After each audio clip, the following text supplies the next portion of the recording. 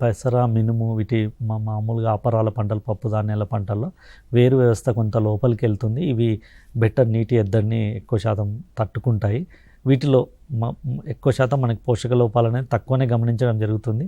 కానీ ఇంకా కొంత యాజమాన్యంపై శ్రద్ధ చూపనట్లయితే కొంత మనకి పోషక లోపాలు గమనించడం అనేది జరుగుతుంది. వాటిల్లో ముఖ్యంగా మనకి నత్రజని ఏవైతే మనకి లీవ్స్ ఉంటాయో, ఓల్డ్ లీవ్స్ ఉంటాయో అవన్నీ పసుపచ్చగా మారిపోయి రాలిపోవడం జరుగుతుంది. అదేవిధంగా మనకి జింక్ లోపం కూడా అక్కడక్కడ గమనించడం జరుగుతుంది. ఎక్కడైతే జింకు లోపం మనం గమనించినట్లయితే ఈనెల మధ్య ఉండేటటువంటి పత్రహారితం అనేది పోయి మనకి పసుపు రచ్చు రంగు మారిపోయి వీటి కణుపుల యొక్క మధ్య దూరం అనేది తగ్గిపోతూ ఉంటుంది. అదేవిధంగా మనకి ఇనుప ధాతు లోపం కూడా అక్కడక్కడ మనం గమనించడం జరుగుతుంది. ఎక్కడైతే నీళ్లు నిలబడి ఉంటాయో, ఎప్పుడైతే నీళ్లు నిలబడి ఉంటాయో మనకి ఈ కంది పంటలోనే కాకుండా మిగతా పంటలు, కంది పంటలో ఏంటంటే మనకి ఎండు తెగులు ఆశిస్తుంది. అదేవిధంగా మిగతా పంటల్లో కూడా మనకి పోషకాలు అనేటటువంటివి మొక్కలు పీల్చుకోలేవు కాబట్టి కొంత మనకి ఇనుప ధాతు లోపం కూడా గమనించడం జరుగుతుంది. వీటి ఈ నెల మధ్యలో ఉండేటటువంటి పత్రహారితం కోల్పోయి మనకి పసుపచ్చ రంగులో నుంచి తెలుపు రంగు దీనికి తగ్గిపోతుంది.